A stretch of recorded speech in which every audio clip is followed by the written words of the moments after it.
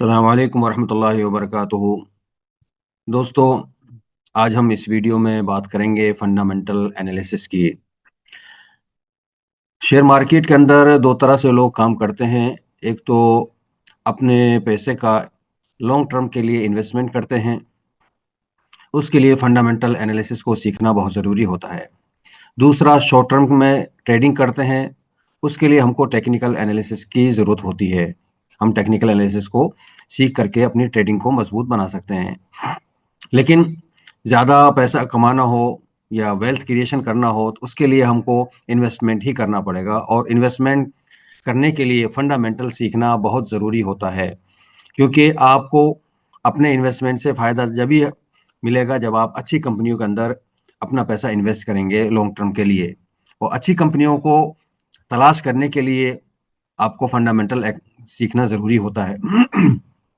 तो हम fundamental analysis को 3 लेवल में सिखाएंगे। पहला लेवल है बिगिनर लेवल, उसमें कुछ चीज़ें आप सीखेंगे। दूसरा लेवल होगा हमारा इंटरमीडिएट, उससे फिर आगे की चीज़ें आप उसमें सीखेंगे। उसके बाद में फिर एक एडवांस लेवल होगा जो बहुत ही ज़्यादा इंटरेस्टिंग होगा, जिसमें आप फंडामेंटल एनालिसिस की बाकी ज़रूरी चीज़ें आप सीखेंगे।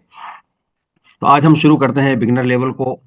इस बिगिनर लेवल के अंदर आप पहली जो चीज़ सीखेंगे कि फंडामेंटल एनालिसिस का तारुफ, यानी फंडामेंटल एनालिसिस का इंट्रोडक्शन, कि फंडामेंटल एनालिसिस क्या होता है, क्या फ़ायदा है, कौन करता है। तो ये बहुत सारे सवालात होते हैं हमारे दिमाग के अंदर, तो उन सवालों का जवाब आपको फंडामेंटल एनालिसिस के इंट्रोडक्शन में मिलेगा।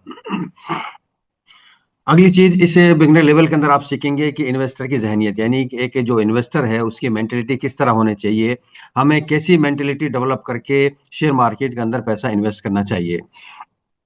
उसके बाद अगली चीज़ है कंपनी की एनुअल रिपोर्ट कैसे पढ़ें, यानी कंपनी की जो क्वालिटी है उसको समझने के लिए हमको कंपनी की एनुअल रिपोर्ट का पढ़ना ज़रूरी होता है, समझना ज़रूरी होता है। कंपनी की एनुअल रिपोर्ट्स की बुनियाद पे ही हम कंपनी को समझ पाएंगे कि कंपनी अच्छी है या बुरी है। उसमें क्या-क्या चीज़ें होती हैं, उसको कैसे समझना है, कैसे पढ़ना है, और हम उसकी बुनियाद पर कैसे फैसला कर पाएँगे कि कंपनी अच्छी है। तो ये हम आपको कंपनी की एनुअल रिपोर्ट के बाद डिटेल में आपको समझाएँगे। तो पहली चीज़ है फंडामेंटल एनालिसिस का तारुफ, यानी फंडामेंटल एनालिसिस क्या होता है? फंडामेंटल एनालिसिस होता है किसी भी चीज़ के बारे में उसके बुनियादी तमाम ज़रूरी चीज़ों के बारे में जानने को हम फंडामेंटल एनालिसिस कहते हैं। उसकी बहुत सारी मिसालें हैं। उसकी मिसाल के तौर पे अगर आपको कोई एक यूज्ड कार लेनी हो, तो यूज्ड कार को आप फ़ौरन नहीं लेंगे, बल्कि उसका आप एनालिसिस करेंगे, उसके इंजन के बारे में जानकारी करेंगे, उसकी इंजन की क्वालिटी के बारे में पता करेंगे, उसके इंजन की फंक्शनिंग के बारे में पता करेंगे। फिर आप गाड़ी के डॉक्यूमेंट्स देखेंगे, डॉक्यूमेंट्स जो है सही है या नहीं है। फिर गाड़ी की कंडीशन देखेंगे, उसकी बॉडी की कंडीशन, उसके टायर्स की कंडीशन। तो ये सारी चीज़ें जो है हम देखते हैं। इन सारी चीज़ों को देख करके हम फैसला कर पाते हैं कि गाड़ी एक अच्छी कंडीशन की है। तो जब आपको जो है ये सारी चीज़ें देखने के बाद में समझ में आता है कि गाड़ी अच्छी कंडीशन की है, तो आप अपना पैसा उसमें इन्वेस्ट कर देते हैं। तो इसी को जो है कहते हैं फंडामेंटल एनालिसिस, यानी किसी भी चीज़ की बुनियादी ज़रूरी चीज़ों के बारे में जानना, उनकी क्वालिटी के बारे में पता करना, ये फंडामेंटल एनालिसिस कहलाता है। ऐसे ही हम कंपनी के बारे में पता करेंगे कि कंपनी का असल बिजनेस क्या है, कंपनी कैसे पैसा कमाती है, कंपनी नफ़ा में है या नुकसान में है, हम कोई कंपनी में पैसा इन्वेस्टमेंट करने से हमको फ़ायदा होगा नहीं होगा, अलग से बहुत सारी चीज़ें हैं। तो वो सारी चीज़ें आपको फंडामेंटल एनालिसिस में समझ में आएंगी। तो इस चैप्टर के अंदर आप फंडामेंटल एनालिसिस क्या होता है, फंडामेंटल एनालिसिस के फायदे क्या हैं, फंडामेंटल एनालिस्ट कौन होता है, फंडामेंटल और टेक्निकल एनालिसिस में क्या फ़र्क होता है, ये सीखेंगे आप। और फिर एक कोर सैटेलाइट स्ट्रेटजी है जिसमें हम आपको ये सिखाएंगे कि आपका अपना जो पैसा है उसको ट्रेडिंग में लगा देना चाहिए या उसको इन्वेस्टमेंट में लगा देना चाहिए, क्या करना चाहिए पैसे अपने अपने एसेट के साथ में, अपने कैपिटल के साथ में, तो उसको कैसे बैलेंस करना चाहिए। क्या हमको हम ये सिर्फ इन्वेस्टमेंट करना चाहिए, क्या हमको सिर्फ टेक्निकल एनालिसिस सीख करके ट्रेडिंग करना चाहिए। तो ये जो हमारा दिमाग में कंफ्यूजन है उसका सॉल्यूशन आपको इस स्ट्रेटजी के अंदर मिलेगा। क्योंकि इन्वेस्टमेंट के लिए हमको फंडामेंटल एनालिसिस सीखना होता है, और शॉर्ट टर्म में ट्रेडिंग के लिए हमको टेक्निकल एनालिसिस सीखना होता है। दोनों से लोग पैसा कमाते हैं, अब दोनों में से हमारे लिए बेस्ट कौन सी ऑप्शन है, तो वो हम इसको समझेंगे। उसके बाद में आप सीखेंगे कि टूल्स ऑफ फंडामेंटल एनालिसिस, कि उसमें फंडामेंटल एनालिसिस के टूल क्या हैं, और फिर लास्ट में फंडामेंटल एनालिसिस का सेक्शन क्या है, यानी फंडामेंटल एनालिसिस के लिए हमको किन किन टॉपिक्स को समझना जानना जरूरी होता है। तो पहला सवाल हमारा इसमें आता है कि फंडामेंटल एनालिसिस क्यों करते हैं, यानी फंडामेंटल एनालिसिस करने का फायदा क्या है। Fundamental analysis long term investment के लिए है, यानी जिस तरह से टेक्निकल एनालिसिस हम करते हैं और उसके जरिए से हम ट्रेडिंग करते हैं तो हमारा शॉर्ट टर्म के लिए होता है, और इन्वेस्टमेंट हमेशा जो है लॉन्ग टर्म के लिए होता है। लॉन्ग टर्म के लिए जब आप पैसा इन्वेस्ट करेंगे किसी कंपनी के स्टॉक में, तो उसके लिए आप जो है फंडामेंटल सीखना आपके लिए बहुत जरूरी होता है। और फंडामेंटल के जरिए से ही हमको पता चलता है कि कंपनी का फ्यूचर कैसा होगा, कि फ्यूचर के अंदर कंपनी की परफॉर्मेंस कैसी होगी, कि कंपनी का जो कारोबार है, कंपनी का जो मेन बिजनेस है, उसमें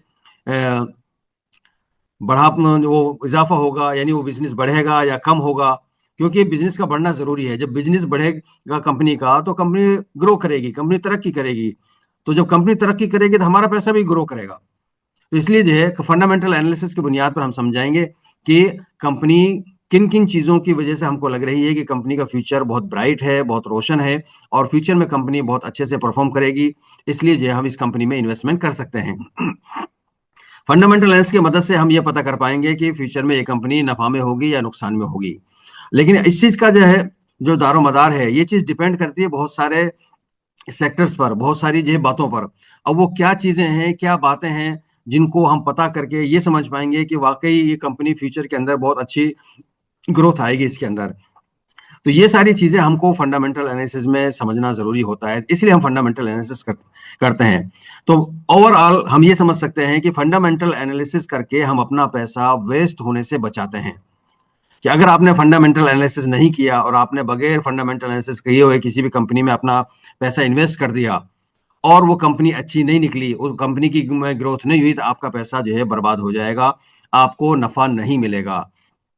बिल्कुल इसी तरह जैसे आपने खाली सिर्फ एक पुरानी गाड़ी देखी और बगैर उसके डॉक्यूमेंट चेक किए, बगैर उसके इंजन की परफॉर्मेंस चेक किए हुए, बगैर उसके अदर चीजें जो जरूरी चीजें देखे बगैर आपने सिर्फ जो है कार देखी, उसका पैसा पैसा जो उसमें दे दिया, तो हो सकता है कि वो आपका पैसा बर्बाद हो जाए। हो सकता है गाड़ी के गियर में प्रॉब्लम हो, गाड़ी के इंजन में प्रॉब्लम हो, और गाड़ी के डॉक्यूमेंट्स एकदम पूरे क्लियर ना हो, तो आपको अपना पैसा जो है बर्बाद होता हुआ नजर आएगा और उस कार से आपको फायदा नहीं होगा, उसको आप अच्छे से इस्तेमाल नहीं कर पाएंगे। लेकिन अगर किसी जो है यूज्ड कार को आप अच्छे से जो है एनालिसिस करके लेते हैं तो उस कार से आपका फायदा होगा, उसको आप यूज करेंगे, आपने जो पैसा उसमें इन्वेस्ट किया है उसका बेनिफिट आपको मिलेगा। बिल्कुल इसी तरह हम जिस कंपनी के अंदर इन्वेस्टमेंट करेंगे उस कंपनी का फंडामेंटल एनालिसिस करेंगे ताकि हमारा पैसा बर्बाद ना हो, हमारा पैसा वेस्ट ना जाए, और हम को अच्छा प्रॉफिट मिले, अच्छा बेनिफिट हमको मिले। तो उसके लिए हम ये फंडामेंटल एनालिसिस करते हैं।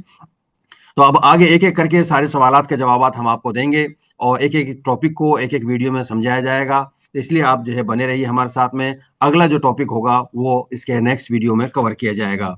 इसलिए एक वीडियो को बार बार देखें, और जो आपको कोई पॉइंट अगर समझ में नहीं आता है तो आप कमेंट में कर सकते हैं, हम उसको मैक्सिमम लेवल तक कोशिश करेंगे कि आपको वो पॉइंट क्लियर हो जाए, हम उसको समझाएंगे आपको। और इस तरह से आप बहुत आसान अल्फाज में, बहुत आसान जबान में step by step fundamental analysis सीख जाएंगे, जिससे आप अपना इन्वेस्टमेंट का परफेक्ट फैसला और परफेक्ट कंपनी का जो सिलेक्शन कर पाएंगे।